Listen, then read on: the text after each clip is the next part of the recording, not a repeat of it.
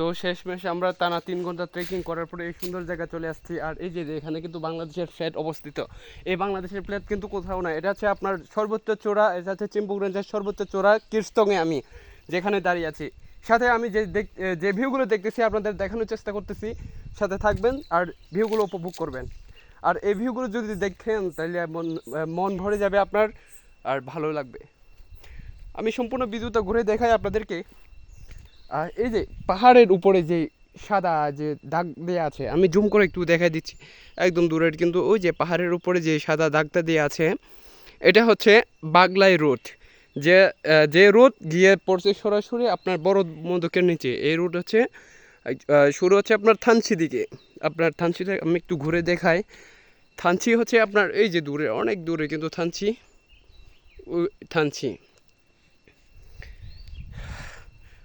তো যারা পাহাড়কে ভালোবাসেন, ঘর থেকে নয় বরং পাহাড়ে এসে পাহাড়ে ভালোবাসা দেখান।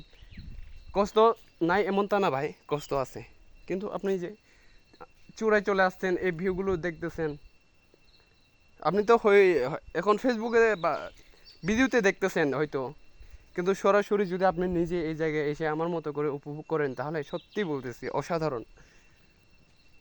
আর এই সম্পূর্ণ ভিউ কিন্তু আমি আপনাদেরকে ক্যাপচার করে দেখাইতে পারতেছি না।